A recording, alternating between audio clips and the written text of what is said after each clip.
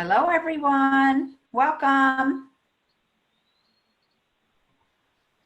We're glad you're here.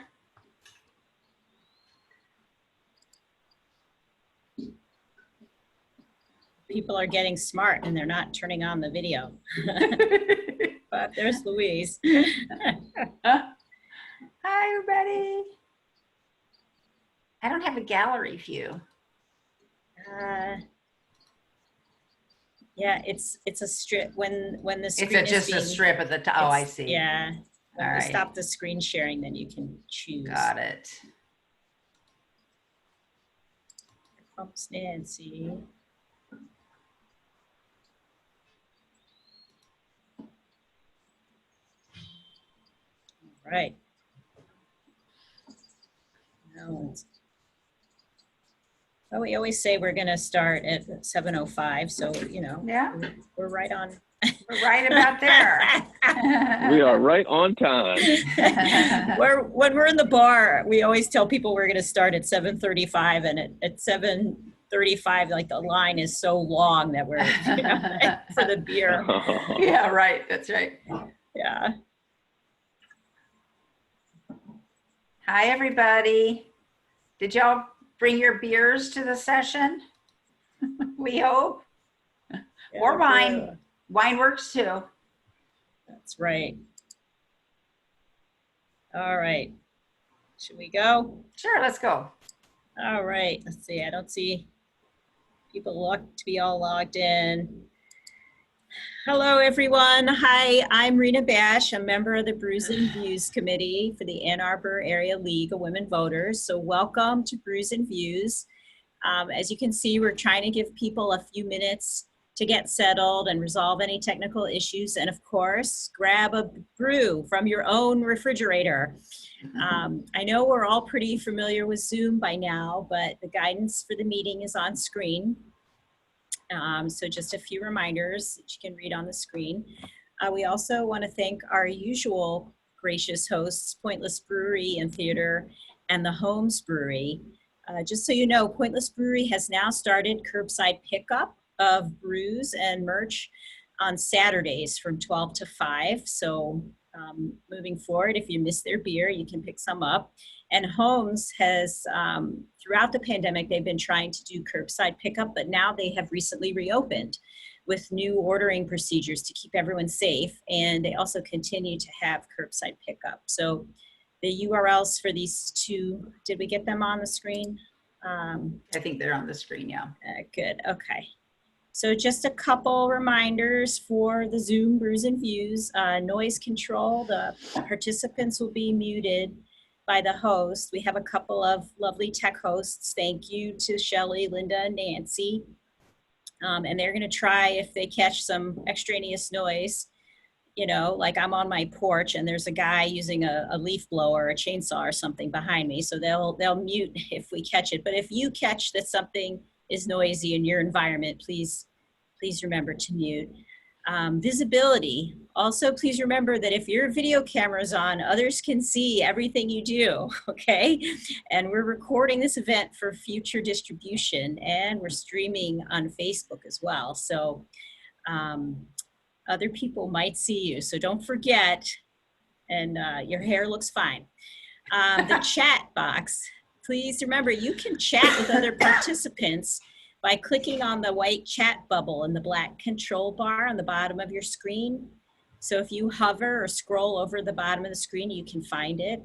And you can type your comment in that box at the bottom of the chat column on the far right. You can send a comment to everyone, and you can also type a question that Derrick might be able to answer at the end. You can also chat with just a friend, so you can send a private note. And you know, this isn't school. We're going to encourage you to socialize with each other, so you can send each other private chats. And questions. So on the registration form, several questions have been submitted in advance, which we've consolidated, and Theresa is going to ask Derrick to answer those later. But if you think of a question during the conversation or during the presentation, then please go ahead and type it into the chat box.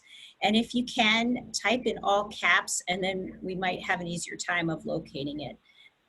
So with that, I want to just remind everyone, this is our standard nonpartisan reminder. The League of Women Voters of the United States is a nonpartisan voter education organization encouraging informed, active participation in government. It's the League's position that voting is a fundamental citizen right that must be guaranteed. Brews and Views presentations will not always necessarily represent a League position, but the League wants to provide forums for community members and experts to educate us about various topics important to democracy. So again, we're nonpartisan, and so this is about education. So let's try to keep it nonpartisan and just about education. With that, I'm going to turn it over to Theresa. Okay, thank you, Rena. Hi, everybody. Welcome. I'm Theresa Reed, a member of the Brews and Views Committee. We are thrilled tonight to have our neighbor, Derrick Jackson, who's Director of Community Development at the Washtenaw County Sheriff's Office. I'm guessing a number of you have had interactions with him before, as I did when I was working with Moms Demand Action in the county. He is everywhere helpful. His topic tonight is, how does your vote affect criminal justice reform? Sad to say that high-profile police violence against Black people has once again focused Americans' attention on extreme inequalities in America's criminal justice system. Many Americans feel a new or renewed urgency to rectify this endemic disgrace. Criminal justice reform begins at our local ballot box. Many voters aren't fully aware of how our choices for county prosecutor, sheriff, and judges directly affect criminal justice in Washtenaw County. Mr. Jackson will discuss how candidates' stated principles and past behavior can translate into actions that advance or impede the cause of justice locally. Mr. Jackson is a social worker who became a police officer who now helps to run a police agency. As a director of community engagement, Mr. Jackson has spent the last 12 years designing and implementing systems that integrate social work and criminal justice theory in order to revolutionize traditional policing strategies. Derrick's a proud graduate of Eastern Michigan University, where he studied social work as an undergraduate student, and the University of Michigan School of Social Work for his graduate studies.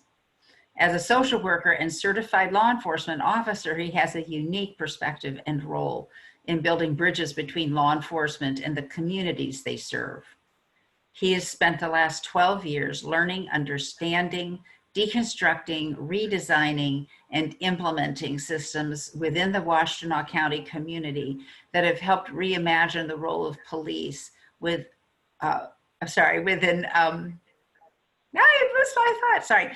the community and the role of social workers within law enforcement. Where some may see social work and law enforcement on opposite sides of the spectrum, Director Jackson redefines the spectrum and uses social work and law enforcement to enhance the impact of both. He will deliver some prepared remarks and then take questions from you, many of which have been submitted in advance.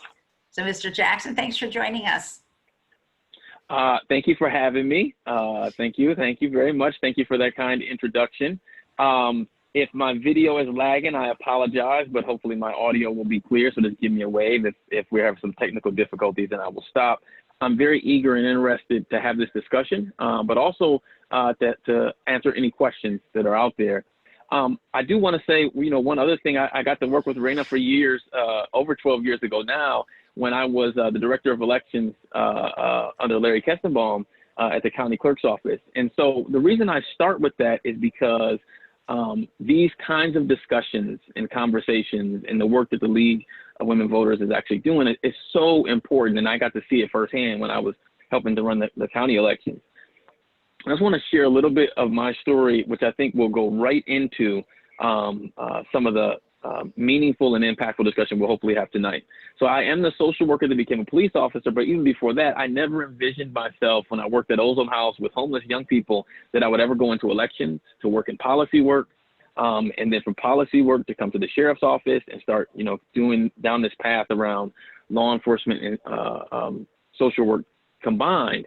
And I say that because although I never thought about it, I do think that right now, in the era that we're in, with so much attention, and rightfully so, on police brutality, on the criminal justice system and criminal justice reform, I think it really has led me to a place where I'm in the right place at the right time, right? The ability to have those experiences and understand policy development, how elections really influence the criminal justice system or the systems in general on the local level, and then to use those skills from the nonprofit world, from the policy world here to combine social work and criminal justice. I think I don't want to understate how important this discussion is today. A couple of weeks ago, I was fortunate enough to do a congressional briefing with some senators and their staffers at the federal level all around this topic of social work and law enforcement integrating into one, but really at its core was around police reform. And the impetus for a lot of that reform comes from the ballot box. Who is in leadership? Because leadership matters. What are their values? How might they put a team around them to push some of those values forward? How do they actually articulate that message to the people who work within the agency, but also to the larger community who can help push the cultural shifts? All those are things that I'll get in here tonight, but I think that are really, really important to start with. And so, again, I'm the social worker that became a police officer, and I know a lot of people may look at that and go, how did that happen? And that's a longer story for another time. But it really is the opportunity to work for someone who had a vision that even I didn't have. So when I was first asked to come and work at the sheriff's office, I said no. My initial reaction was, I never wanted to be a police officer. I don't see how these things connect. But having other individuals who had the vision and the foresight and the leadership to say, no, this is how it all works together. I didn't understand law enforcement. I really didn't understand the criminal justice system. So one of the things that I just want to focus on for a minute is just the construct of the criminal justice system. Because to me, that's the foundational piece that then when you go to the ballot box and you're starting to evaluate your candidate, you will have some of the basic knowledge to ask them the right questions. So obviously leadership matters, culture matters, but let me just talk about the construct a little bit. So the prosecutor's office is labeled as the top law enforcement official in the county. People assume that my boss, the sheriff, is the top law enforcement official. He is not. It is the prosecutor's office, and primarily the prosecutor's office because they make the determinations around what charges happen, who gets charged or who doesn't. In law enforcement, our role is to be the fact finder. So we go out, we investigate, we write reports, we gather evidence, we find the facts. Yes, we do have some authority to make arrests on scene and things of that nature that you all know about. But we're the fact finder. The prosecutor is the one that is at the center or the cog of the wheel that can determine, do those facts really meet the essence of a crime? And then can I actually charge that crime and can I be successful in court? So once those facts get to the prosecutor, in all of our reports, minor, major, go to that prosecutor, and then the prosecutor makes the decision. Beyond the prosecutor, once they make that decision to charge, it really depends on what kind of crime or the level of crime depends on what court it goes to. So I know one of the earlier questions I had already received was, what's the difference between a circuit court and the district court? And I am not a court expert. When I came in as a social worker into law enforcement, I had a lot to learn, right? I didn't even know a deputy from a sergeant, from a lieutenant, from a commander. So those are all different ranks. And the same thing is true when you look at our court system. And so the easiest way I can describe the difference between a district court and a circuit court is, the circuit court is in downtown Ann Arbor. It's kind of the big court in downtown Ann Arbor, the 22nd Circuit. And they deal with more serious crimes or more violent offenses. They deal with felony charges. It would be civil disputes, anything over like $25,000 they would deal with, so bigger kind of civil disputes. If someone is convicted in circuit court, most likely or potentially they can go to prison. So one way to think about the circuit court is they deal with those more serious kinds of crimes. So when you're thinking about who to vote for circuit court judge, some of the questions you may want to ask those particular candidates are related to some of those kinds of cases that they might be seeing and hearing. So if you think about, well, I'm interested in some of the local stuff that's happening, some local township ordinance, circuit court is not going to deal with that. So your circuit court judge isn't going to deal with those issues. So the difference with district court, the district court, think of it this way, is more area specific. So you have multiple district courts around our county. So in Washtenaw, we have 14th district, which is broken up into subcategories, 14A, 14A1, A2, A3, A4, which are Saline, Chelsea, Ypsi City, and someone help me because I'm missing the fourth one. The one on Hogback, right next to where I work at. So those are the 4 district courts of 14. Then there's 14B, which is Ypsi Township. And then there's 15th district, which is Ann Arbor City. So between those 6 district courts, they deal with misdemeanor level offenses, traffic violation, ordinance violations at the local level. So if you're going to be voting for a district court judge, those are the kinds of questions that you really want to start to delve into, local issues, but also for both circuit and district. Some of the kinds of questions might be around how the court functions. And so that's where I come back to as a informed voter to really understand court functions, court budget, court hiring, those kinds of things, to really get a sense of what those judges may want to implement and focus on. The other thing for judges is a lot of them have areas that they really are interested in. So asking judges about those areas. So what are you interested in? Some might be interested in family law, youth, probate court, all different kinds of things. So really finding out from that individual, even though they may not be assigned right off the bat to those areas, they may have some great ideas that we could really utilize in our community and in our county. As it relates to the sheriff's office where I work, obviously for the sheriff, which is elected every 4 years, it's a constitutionally elected office, just like the prosecutor. So it's a county-wide office.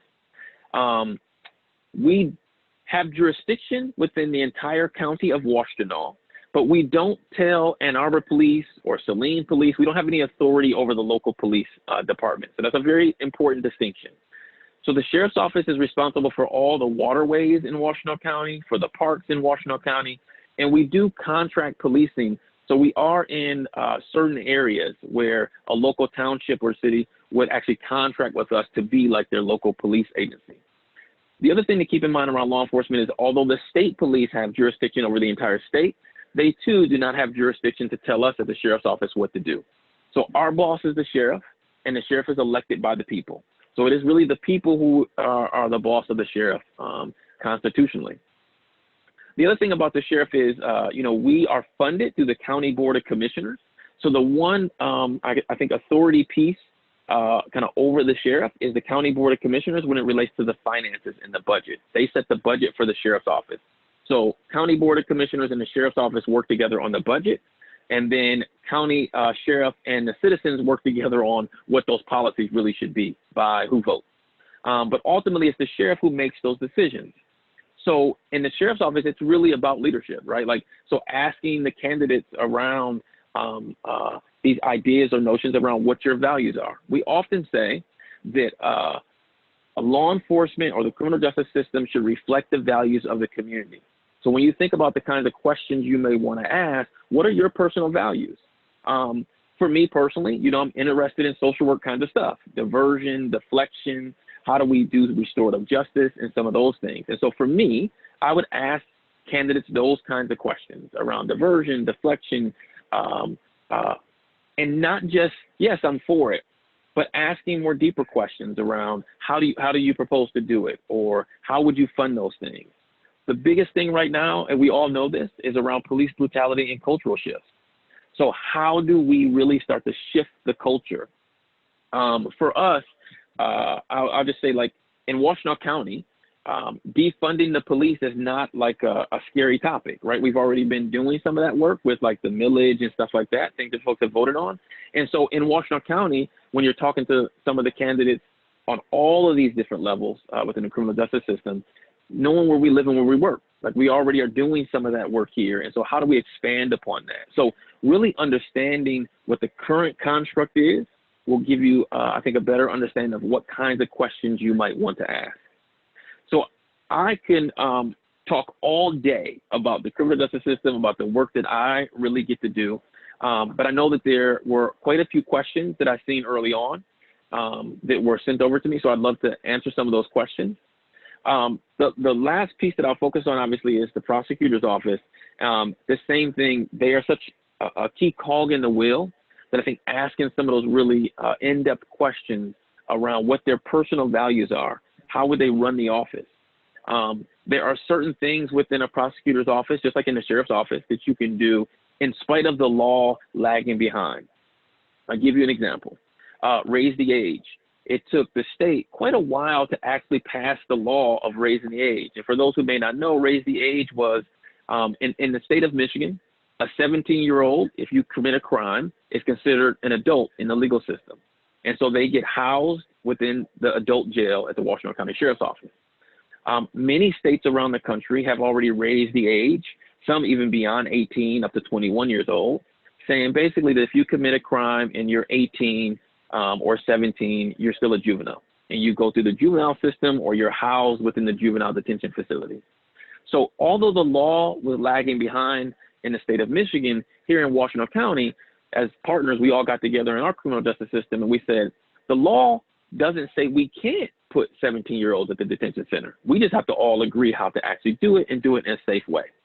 So before Raise the Age, we actually had 17-year-olds that even if they were charged in the adult system, under certain circumstances, they could still be housed with young people. And that's a pretty important distinction because, as you can imagine, being a 17-year-old housed with adults or confined with adults, there's a lot of things that goes on in the psyche and the development of the young person. So even just moving them to the juvenile center was an important piece. The reason I bring up that example is the leaders in our community, not just the sheriff, but a lot of folks in the different areas of the criminal justice system, all got together, like-minded individuals, and designed that system within the law, even before the state law changed. And so if there are things that you're interested in, like I said, diversion, deflection, or creating systems outside of policing or outside of the traditional criminal justice system, the folks that you vote in can make some of those changes within the law, even before the state law changes. And so those would be some of the things that I would just offer from the beginning of things that we might want to think about as we really start to evaluate individual candidates of all of these different very, very important offices.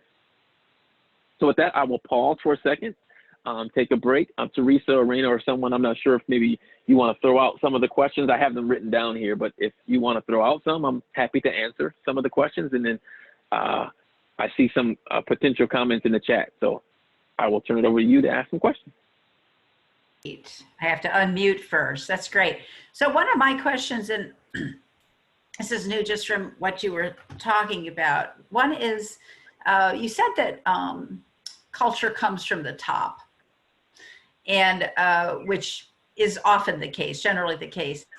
And, you know, I don't know how many people saw the videos in the New York Times today of many, many instances of police violence against people protesting around Black Lives Matter.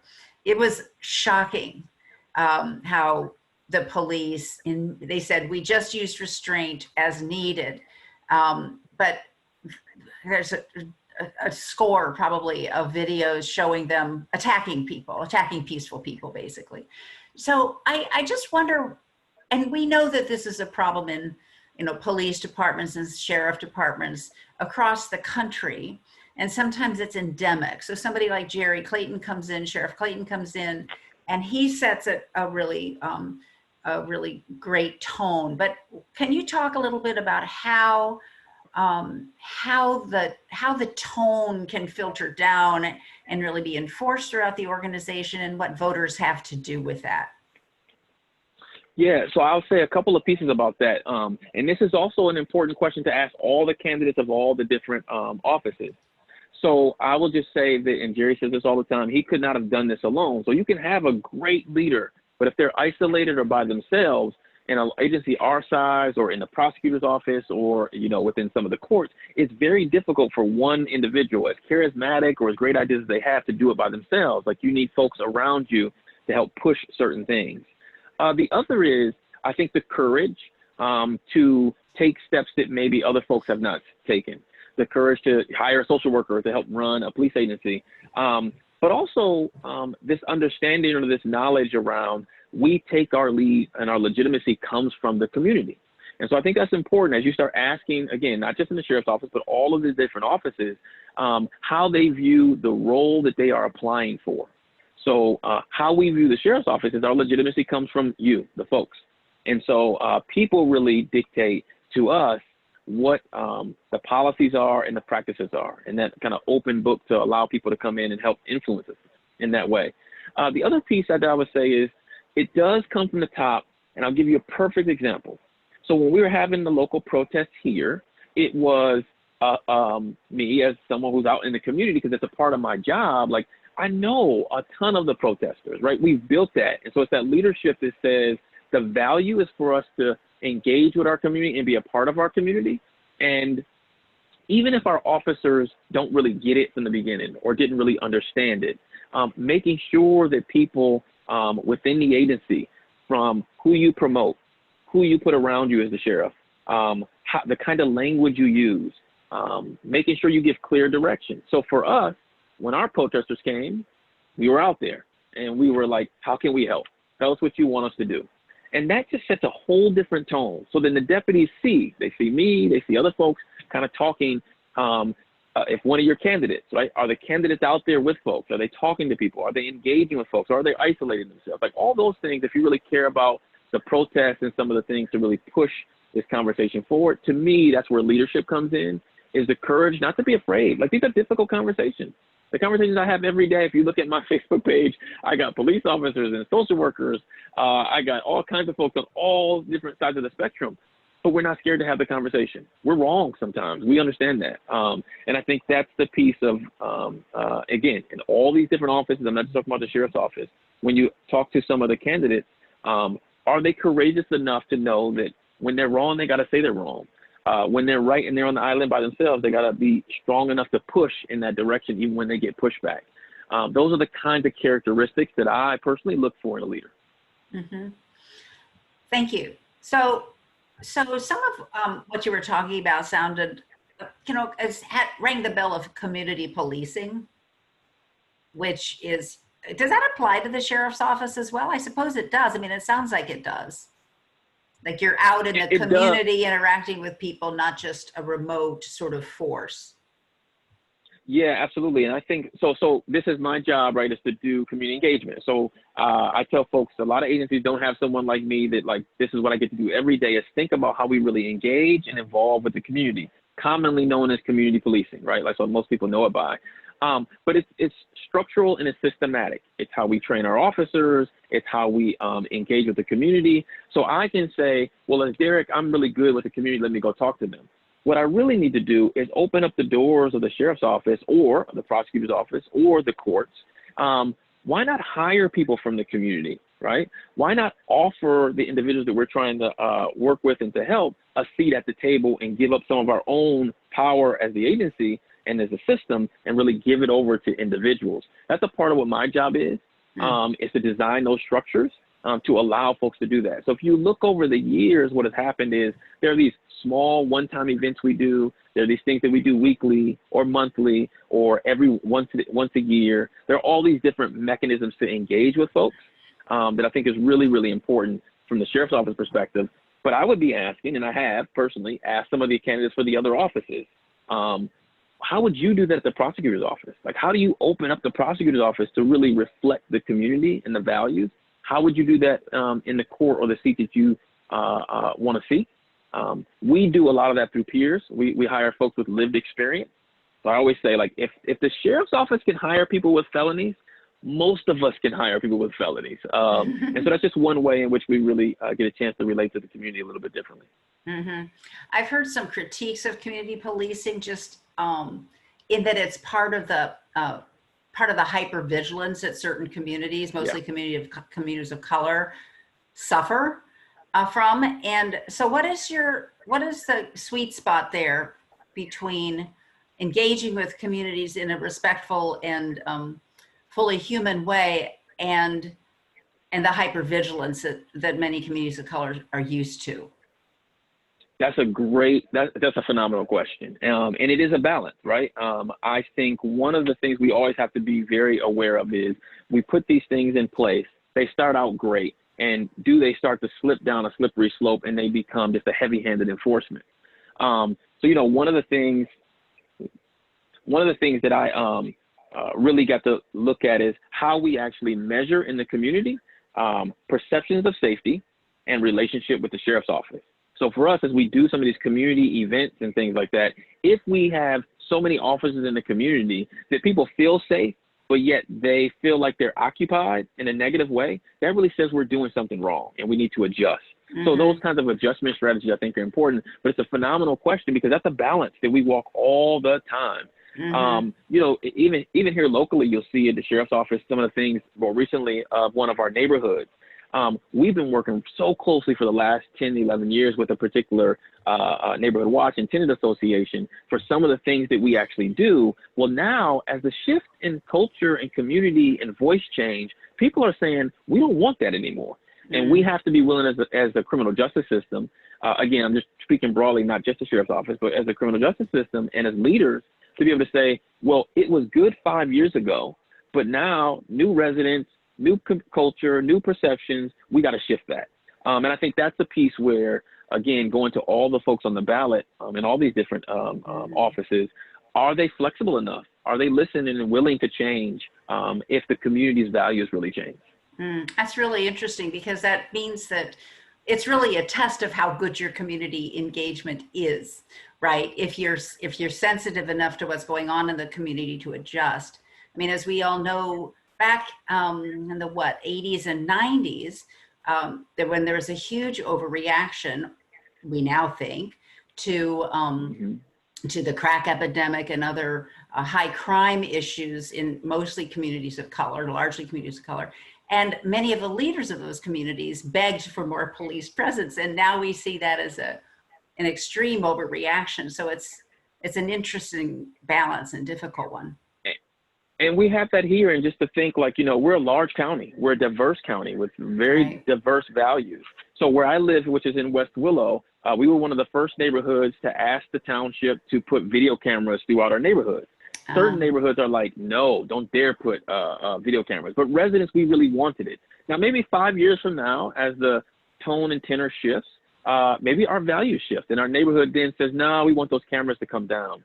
And so that's the other part of all of these offices is really understanding that we represent a very diverse county in Washtenaw, from east to west, north to south, with very different values, neighborhood by neighborhood, but also city by city and township by township. Mm-hmm. And so it really would represent a significant shift in resources, not necessarily in our sheriff's department, because I think Sheriff Clayton has done a fantastic job all the way through, by and large, but to do that community policing really effectively would be a big shift in resources to more listening and engagement than, securing military equipment, for instance. Yeah.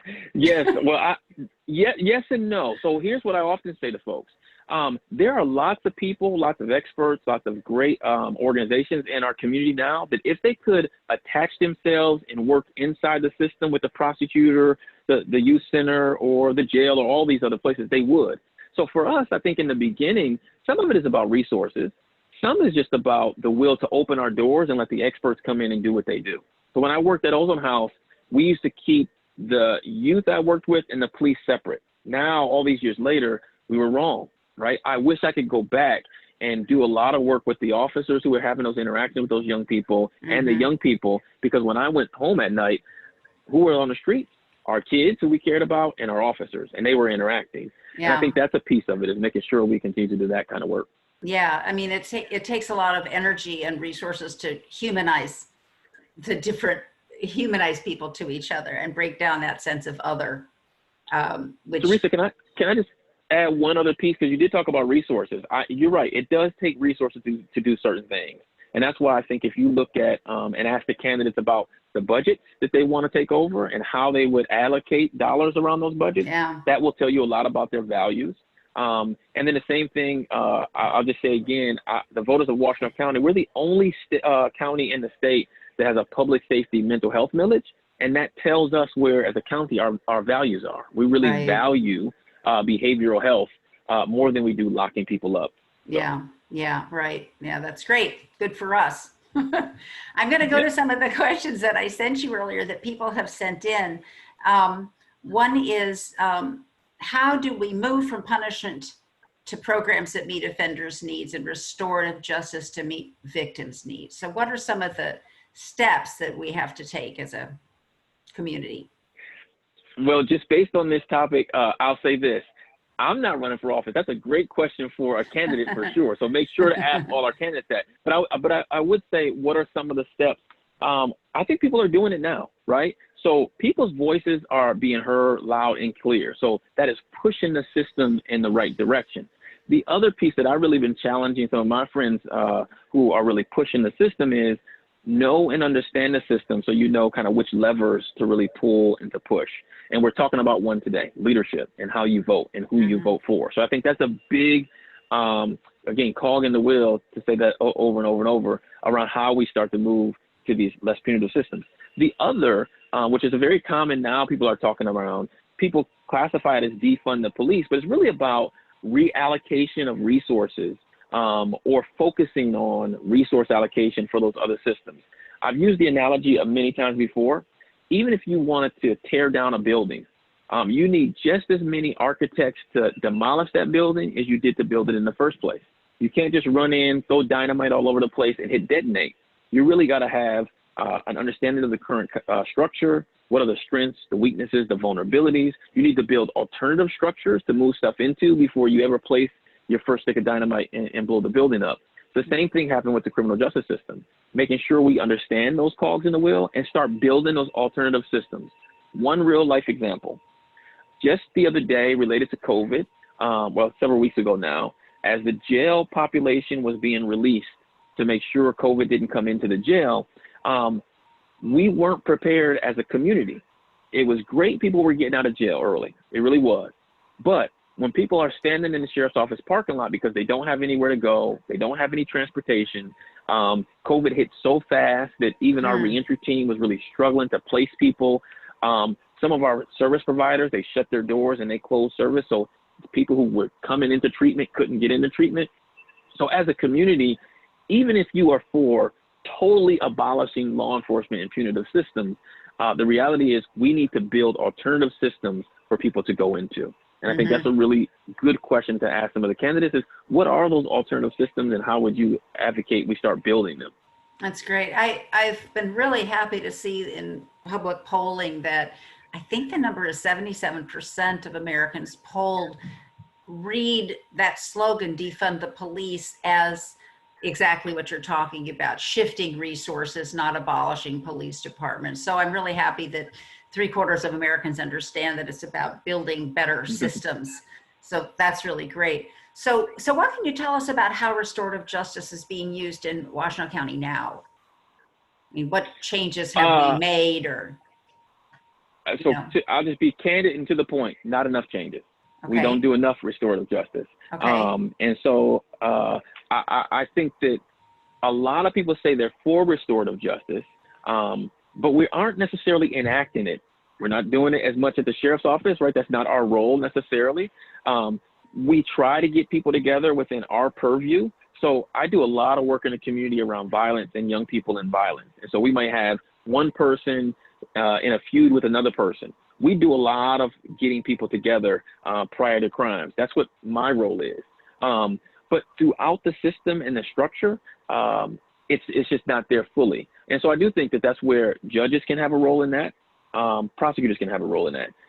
We had a case, I had a young person who the victim wanted to talk to that young person, expressed that in court.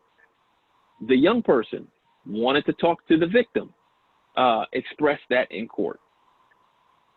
I don't know if it's court rules, specific judge, values, or whatever it is, that interaction was not able to happen until after conviction, after sentencing, and then they were in the Washtenaw County Jail.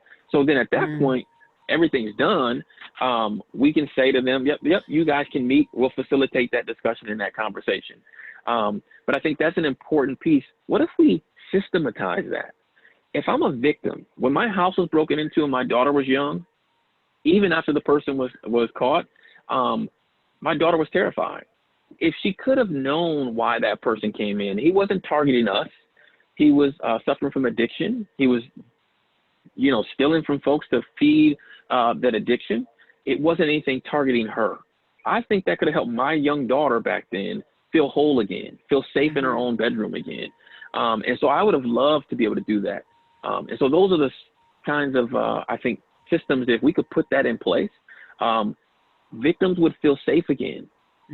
Those who committed the crime would have to face the person that they perpetuate their crime against to help rebuild them. Because here's the thing, 83% of the people in our jail are from Washtenaw County. Most of them are getting out right there in the jail. They're not in prison.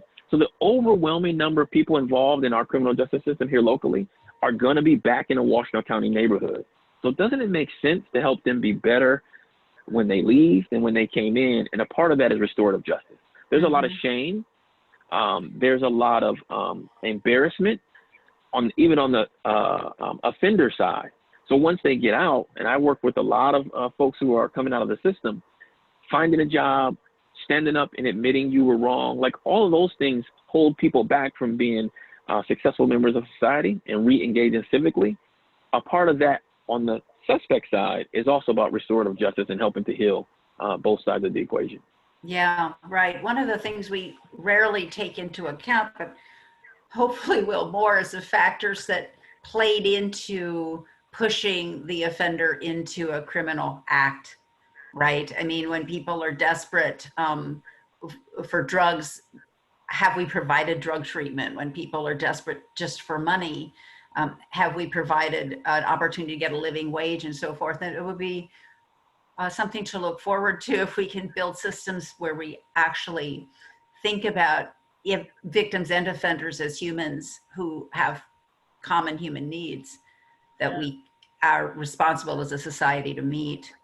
Hey, Theresa and Derrick. Hey, Rena. Rena's going to jump in here because I don't want to let Derrick go on this one. So what are some of the structures or systems or laws that you see preventing the use of restorative justice practices, like right here, right now? Here, like yeah. We've got a group of activists really willing to change things. So what do we need to work on if we want to see restorative justice in place in Washtenaw County? That's a great question. And honestly, again, I'm not a court expert, and I'm not an attorney, so I don't know some of the legal hurdles of getting a victim and a suspect together prior to a conviction and prior to case being done. So there very well could be some legal hurdles to jump over there. So that part I really just can't speak to. I just don't know it personally. I also do think that some of it is about value, right? Do we value the ability for people to be able to be whole on both sides of the equation? For people to see each other as human, but also to feel whole. And so I would have to leave it up to maybe someone who's much more well-versed in the judicial system to answer the main part of that. But I'll just speak from the humanistic side. I think a part of it is leaders need to be able to understand what restorative justice really is, and then have the courage to do it. I've talked to folks who, almost everyone, it's hard to meet someone that says, no, I don't believe in restorative justice. Now, are they willing to actually do it? Are they actually willing to do it through the court? Are they actually willing to do it through the prosecutor's office? And I'll just say this, a lot of times, and I get some pushback. People say, well, you focus too much on the offender and not on the victim. Nope, because if I help that person who I know is getting out of jail and coming back to the neighborhood, guess what? They are less likely to victimize Theresa, Rena, or me when they get back out, right? And so it really is about making our entire community safer. The other part to that is, to me, restorative justice really is about helping the victim feel whole again. Again, I just go back to my daughter because that's what I know. She was terrified of our house after that happened initially. And if she could have had, or at least I could have had that conversation to relay that message back to her, I think she would have felt a lot more safe. So it isn't just about these boogeyman kinds of criminals who are out there shooting people and killing folks. Some of it is basic every day. I had my car broken into. You caught the 16-year-old who broke into my car. Why my car? Why was he watching me like, for 2 or 3 days and figured I left the door open? Even those smaller petty crime stuff, I think people really need to feel whole. So I think there's 2 conversations, the value to do it and then the legal piece. And I just can't personally speak to the legal piece as much. So it sounds like it's really a county prosecutor decision. Largely, it's a county prosecutor. It's a prosecutorial. We're always, prosecutorial discretion. So it's up to the prosecutor to decide. Well, I think so. Right? The way I would say it is, I would say it depends on where the case is in the system. So again, in our case, it was all finalized. And so in the sheriff's office purview, we can bring people together. There are some models out there, like many of you have heard us talk about LEAD or law enforcement assisted diversion. That's a Seattle, Washington, King County model. And it involves the prosecutor's office taking a case, setting it aside. As long as the person does what they need to do, that case gets dismissed, right? Or it never gets turned into the court, so it doesn't have to get dismissed. It just disappears. A part of what they do is some of this restorative justice work. And so if it's at that level prior to charging, you're right. It would be a prosecutor who can make some of those determinations around getting folks together.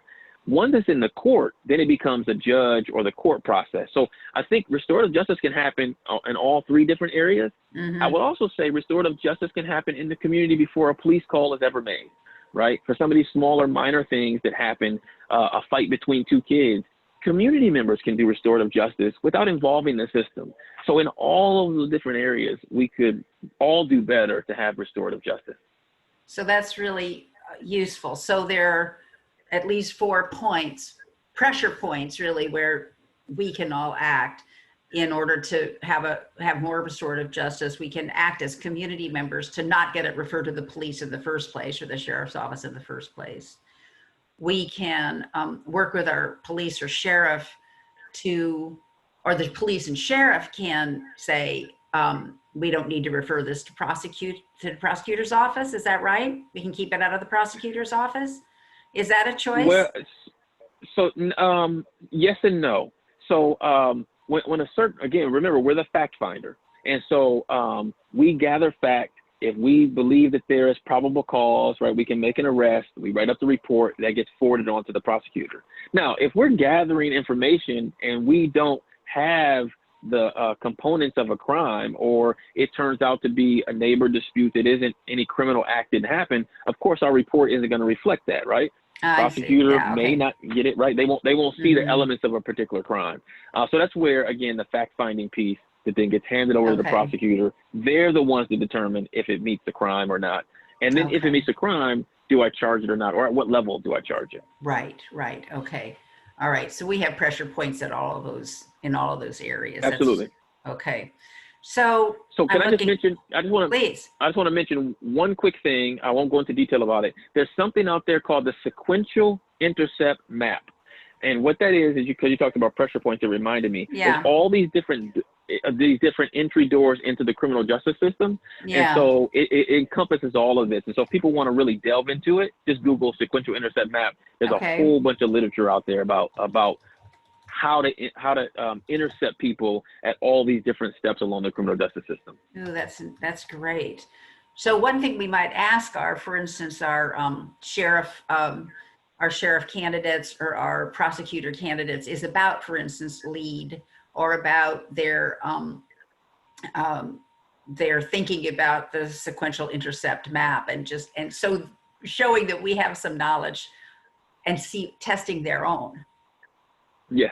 Yeah, absolutely. And that's why I throw it out there. And that's what I mean by someone can say, yeah, I'm for LEAD, but can they really delve into how would you implement that as a prosecutor?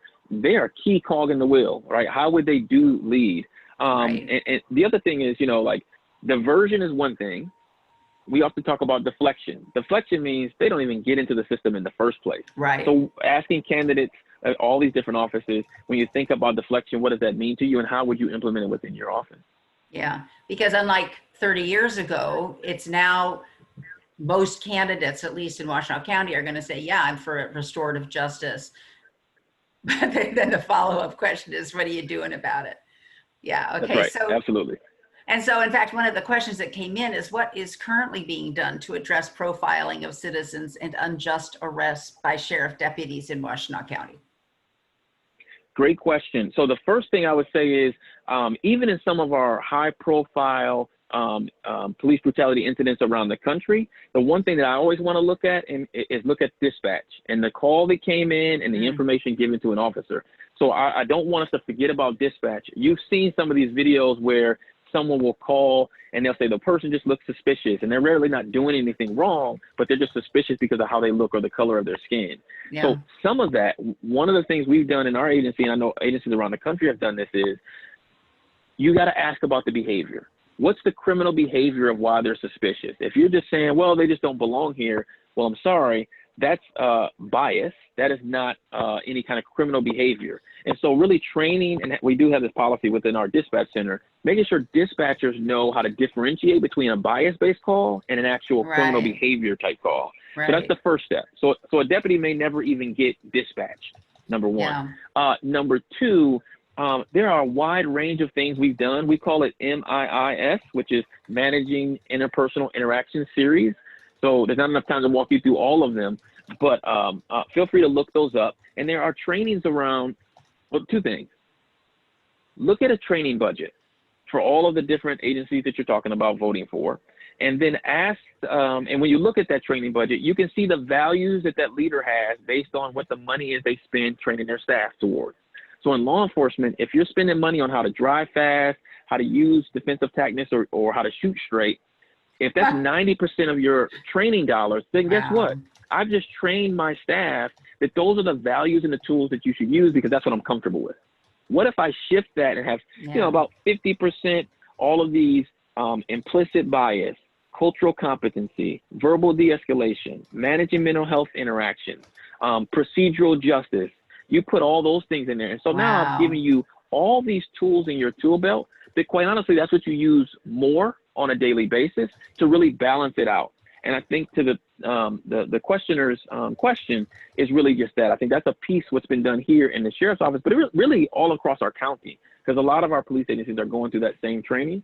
But it really is about balancing, not just training folks in force, training them in all these other tools, and also training them in engagement. Like, how do you see the value in community? Last one I'll say on this one is that for every officer or new recruit that comes into the sheriff's office, their final exam is what we call a community project.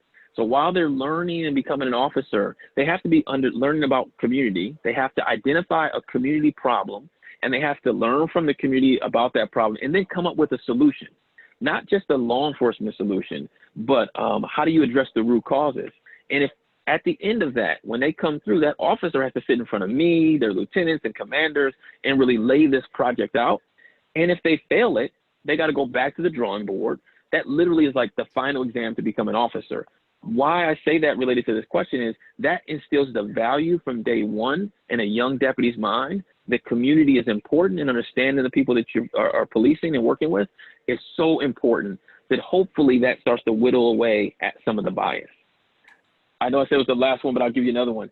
Training and policy are only two pieces related to it. It's about our basic assumptions and beliefs that really influences the behavior. So we put policy and training in place, but also we start changing the fundamental beliefs of officers. So then, therefore, their behavior really starts to change out on the street. Well, I mean, we started out talking about how the culture comes from the top, and I can't think of a more powerful way of demonstrating and instilling culture than devoting a lot of training dollars to the way you want to see the officers behave. I mean, that's incredibly interesting. That's really great. That makes me so happy. I feel like I'm learning so much about you all. Raina, are you keeping an eye on the questions?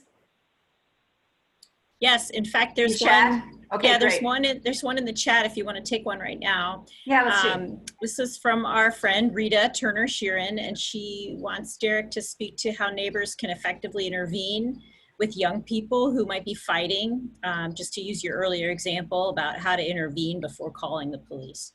Great question. That is a really good question. And so I always tell people, I think it's about relationships. It's about trust.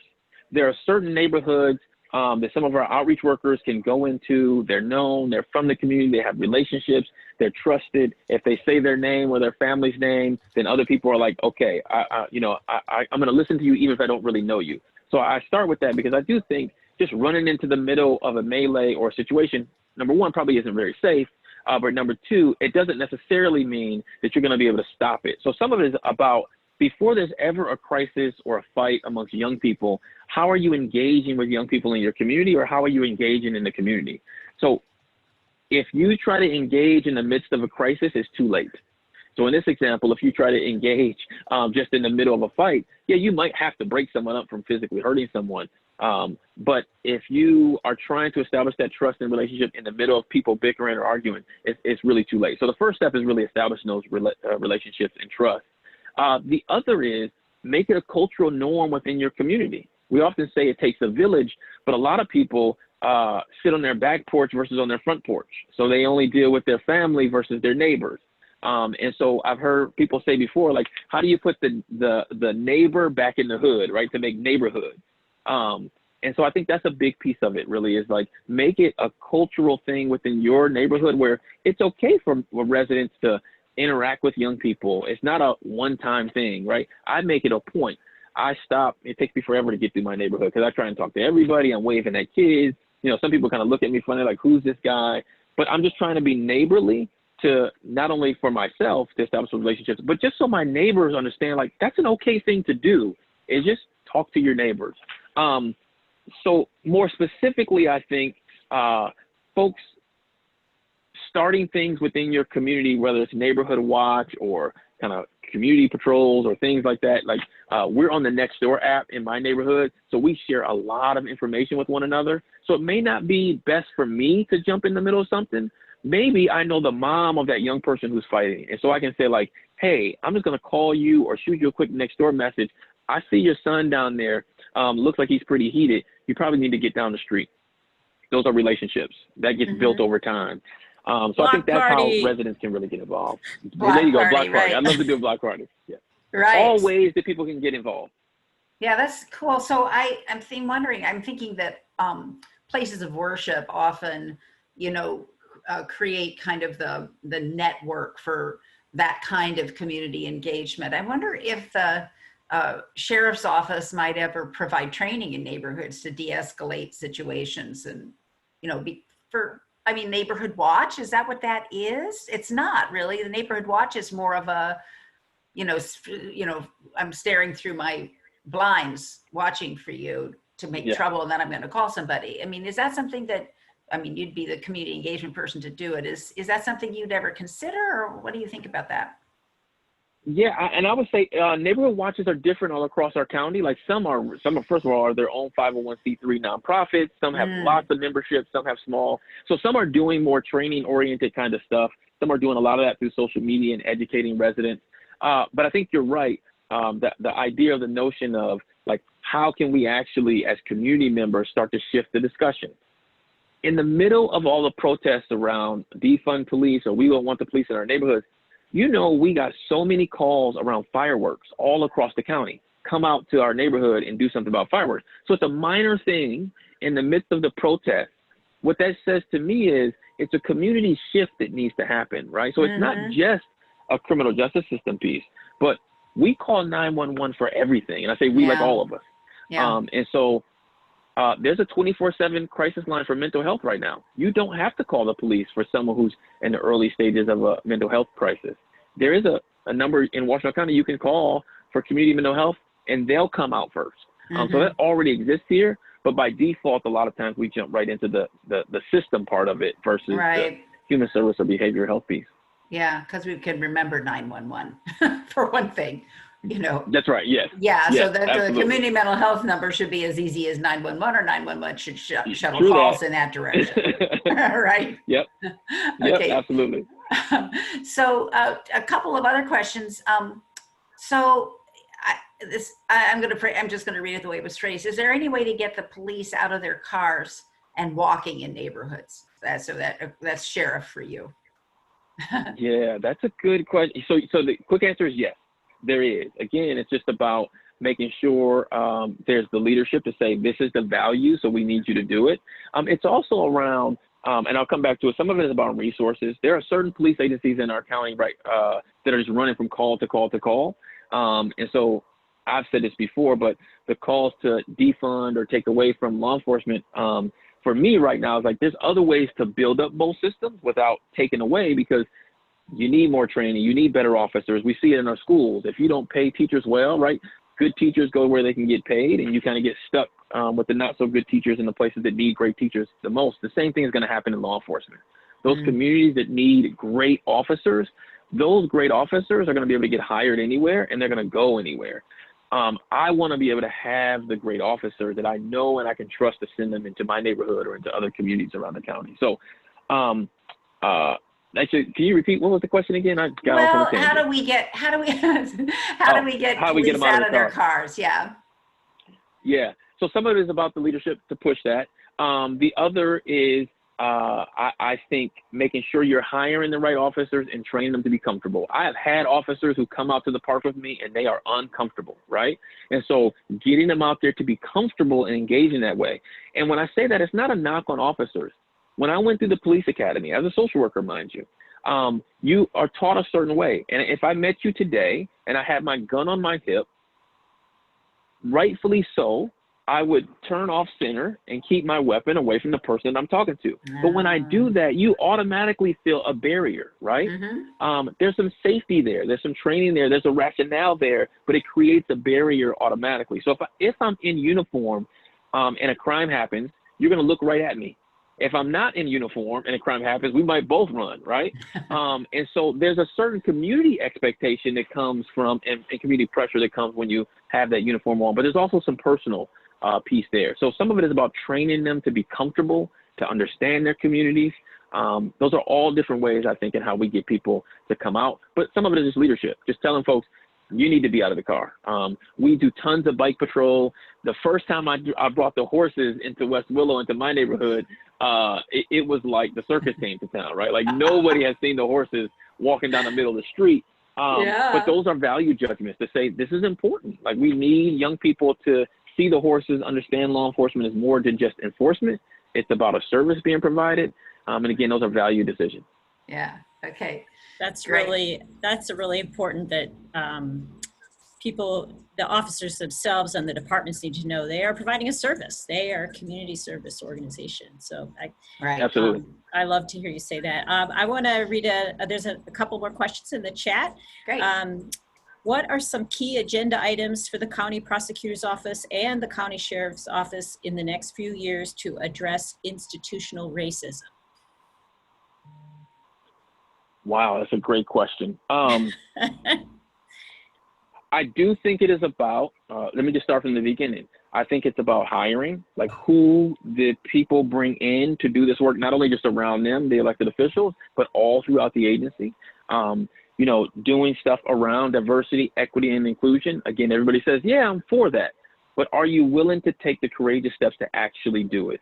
At the sheriff's office, are you willing to sponsor folks? We know that to go through a sheriff's office, a police academy, you have to go through police academy and graduate before you can ever become an officer. Well, we know for those folks who struggle financially, that's restrictive. You got to be gone for 16 or 17 weeks pretty much every day, all day, so you can't work to provide for your family. But it also costs several $1,000s to even pay to go to the police academy. And so if we're talking about equity and inclusion based on race and gender and economics, just in law enforcement, that's a huge one. If you look at the prosecutor's office, I think the same. There's a lot of questions of all across the system that talks about inequity or disproportionality. So when we look at the numbers in Washtenaw County, not just prosecutors, let's look at arrest rates.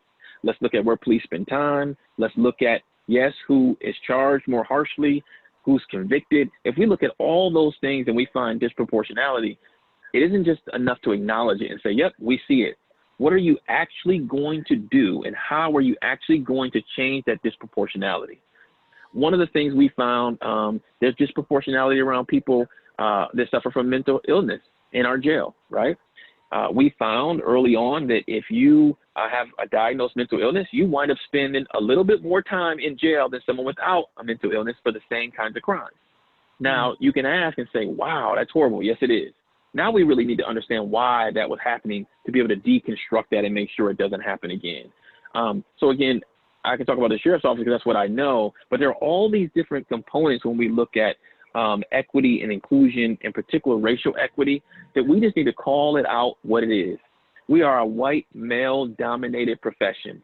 So we need to specifically do things to really encourage women, to encourage people of color to come into the profession. I never wanted to be a police officer growing up, not because I hated police, but we had a different kind of relationship. And I grew up in Inkster, with police. And so they weren't friendly. They weren't our friends. So it took me growing up, meeting someone like Jerry, explaining to me what real law enforcement is, to go, now I get it. So how do we do that here in Washtenaw County? How do we specifically target folks early on? Otherwise, we're never going to diversify our workforce. And then those values that naturally come because you grew up in that neighborhood or in that community are never going to really permeate throughout an organization. Mm-hmm. One other from the chat. Thank you. Rena? Yep, there's one more in the chat. Okay, then I've got a couple here too. Okay, the question is, does 911 have the option to direct the call, I guess themselves or the dispatcher, to the CMH emergency response team instead of telling the caller to do it themselves? I think is community mental health, the CMH. Yeah. Yeah. So the quick answer is yes. So there's kind of a continuum or a spectrum that will happen. So if someone's really violent, even if it is a mental health crisis, if they're violent behavioral wise, the social worker or CMH is not going to go out there by themselves, right? They'll go with an officer, even if CMH gets called first. So they'll kind of stand by and wait for law enforcement to interact. But yes, so dispatch can do that. We had mental health CMH workers doing ride-alongs and training with officers, and officers doing ride-alongs with CMH workers. So there's a great partnership in Washtenaw County around law enforcement and CMH. And the same thing goes for dispatch, the ability to redirect someone to CMH or work with an on-duty sergeant, the supervisor, and then let that supervisor make that determination. Just because someone calls 911 doesn't necessarily mean an officer is going to respond. There's a lot that goes into it from a dispatch perspective, and then they divvy up kind of where the best person to send them to. But the other part is our sergeants, our supervisors on the road, they make a lot of those calls. So dispatch will send it out, but it's the supervisor on the road that then is making some of those determinations of where it goes from there. Interesting. I've never thought about the dispatchers very much. Who trains the dispatchers? Does the sheriff train the dispatchers, the sheriff's office, or who trains them? Yeah. So that's another so we important do, point right there. Another important juncture. Point. Yeah. In Washtenaw County, we have a metro dispatch. And so we dispatch for Ann Arbor City, Ypsi City, Michigan State Police, a lot of other agencies around the county. So most of the people, when they call 911, it comes to the Washtenaw County Sheriff's Office Metro Dispatch Center. So it means it impacts literally countywide who calls 911. But yes, because think of it this way. It's like playing, remember the telephone you would play when you were a young person? I'd tell you a secret, you'd whisper it to Rena, Rena would whisper it back to me, and it would naturally be different than what I told you in the first place. The same thing happens from the citizen on the street calling dispatch, how well they're trained and the systems and the technology they have at their disposal to make sure that information is delivered just as it came in from the caller to the officer. But also, the dispatcher has to be trained to really probe deeper. Ask those questions, like we were talking about with the bias-based calls, right? If they just turned everything over to a deputy, deputies would be going in with misinformation to a lot of calls. So it really does take a really skilled, talented dispatcher. And yes, we train our dispatchers. There are dispatch academies for other places around the state, but we do a lot of our training in-house. That's amazing. That's so interesting. So somebody asked a question about the profit motive in the criminal justice system. We all know about, cash bail, for instance. There was a recent article in a magazine called Jalopnik about traffic stops and how because of massive budget cuts, a lot of cities cities make up as much as half of their budget on traffic stops and then related fines and fees. How do we get rid of the profit motive in the criminal justice system? Just a little question towards the end here. Yeah, just a little question for the end. This is the one where you get me in trouble. Thank you, Theresa, right? I'm going to be in trouble after this. Good. Well, I think there's a number of different things, because it also depends on what that funding stream is. So I'll use the one that I know and talk a lot about, which is drug forfeiture. We arrest someone for selling drugs and we forfeit some of the money and materials, and some of that comes to us as a sheriff's office. So there's a lot of debate around drug forfeiture and how it can be used or should be used. Internally within our agency, what we said is, it's within the law. Here's what we're going to do. We're going to use a certain percentage of that money for community engagement. So we're going to make sure that drug forfeiture dollars goes right back into the community to help around recovery, to help with engaging folks, versus where some agencies use it just for new toys or new supplies, right? At least that's what I hear people say. So I think there's also some things that can happen internally. So if you look at the funding stream that you're talking about, it's really going to be different. So for drug forfeiture, there are state laws and there's federal laws that really dictate how they can be used. And so for some, I think they would be a little bit worried, like, can I really use drug forfeiture dollars for community engagement kind of stuff? Well, yes, you can. We've already looked into it, but the law isn't very clear on it, right? You have to use it for police stuff. And of course, for us, community engagement is police stuff, so we use it for that. But if you're talking about traffic violations, I'll give you another one that I know about, which is phone calls in the jail. For years, phone calls in the jail, if you're an inmate calling a family member, it was just an inordinate amount. So yes, on the federal level, some of those laws change, but then it talks about leadership. Here locally, we can really put pressure on our vendors. A lot of that money wasn't coming to us. It was vendors on the outside who were making some of that money. We can put pressure based on our contract to say, that's not our value here. You need to change that. Same thing around commissary in the jail and food. I mean, those are the things that I know. When it comes to the courts and the prosecutor's office and things like that, I just don't know some of those laws and systems that well, but understanding what that funding stream is, and then making sure that this is about a service for community. This isn't about writing a ticket to fund a particular program. And you got to be able to put systems in place to ensure that that never happens. Yeah. I mean, as we all know, traffic stops wildly disproportionately affect communities of color. So that, you know, people get into this, they're stopped for a driving while black, you know, an expired light over the license plate. Philando Castile in Minnesota had been stopped 47 times before he was murdered in his car. 47 times in like 3 years.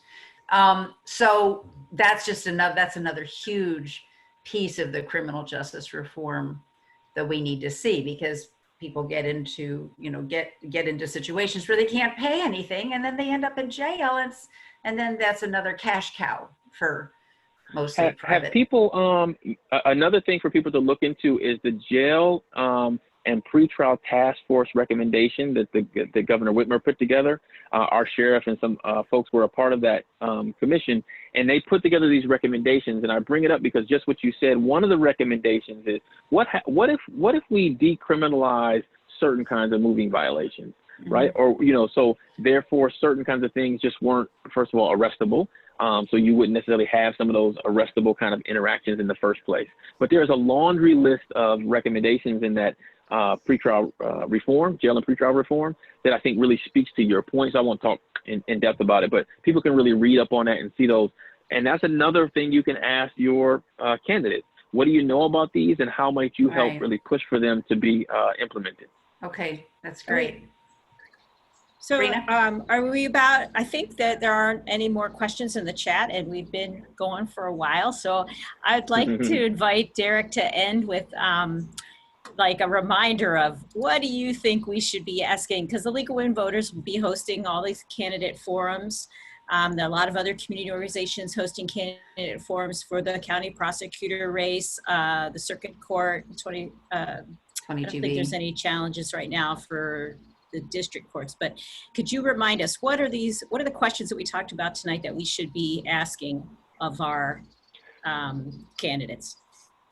Yeah, honestly, all of these questions we asked tonight are those kinds of questions. But and the reason I say that is because when you hear their answers, you'll know if they really know it and are they serious about it. Can they really delve into the depth of the knowledge of the questions that you're actually asking? Or are they just saying those higher level, yep, I believe in restorative justice. Yep, I'll support lead. Right. Those kinds of things. Can they actually get complex about it? So I think any of them look for the complexity level of it. Don't forget to talk about leadership. Who are they going to surround themselves with? Because it's one thing to say, yep, I'm going to come in there and make all this change, or I'm going to do this, or I'm going to continue to do these things. But what's the construct that's going to allow you to do that? And then the other is, I know right now, everybody is talking about, and sometimes rightfully so, the police side of things. Just remember, the police are the fact finders, and they're one part of this very complex system. And so even for the candidates in other areas, they might get a couple claps when they say, yes, defund the police, or to do this, or can you see what's going on with the police? Redirect them back to their role and their part of that continuum. And what are they going to do from their role? Because honestly, the prosecutor cannot say to the sheriff how to train his officers. Now, the prosecutor can send certain cases right back to the sheriff's office, right? And therefore, within their authority, do certain things to change certain cases or behaviors. That's the level of specificity to really get down to once people start talking about certain parts of the criminal justice system. Well, how does that relate to your seat that you want? And then delving deeper into that. So I think leadership, who you surround yourself with, your particular seat, and then I always ask about the budget and the training and those kinds of things, because that tells you what their values are. Right. That's awesome. Fantastic.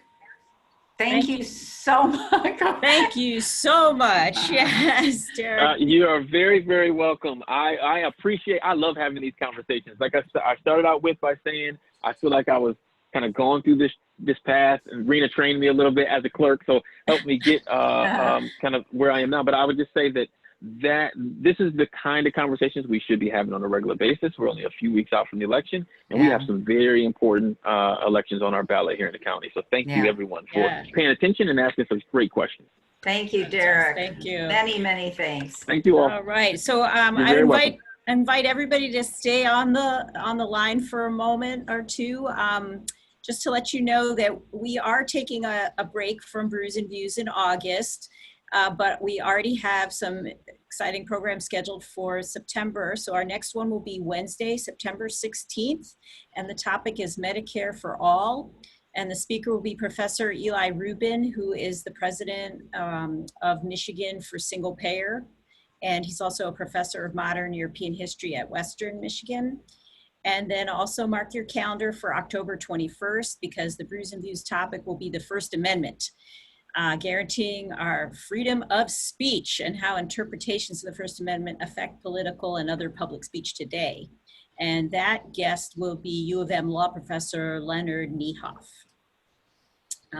Okay, and I want to also thank our tech team again, with Shelley, Linda, and Nancy this time around, that made this all possible. And now, I invite everybody to unmute yourselves and clap for Derrick. Thank you. And if you're available to hang around for a couple minutes, go ahead and chat amongst yourselves. Thank you, Derrick. Yeah, thanks. Thank you. Hey, we're stopping the recording now. All righty, good, yeah. Thanks, John. Why, as we all unmute and start a cacophony.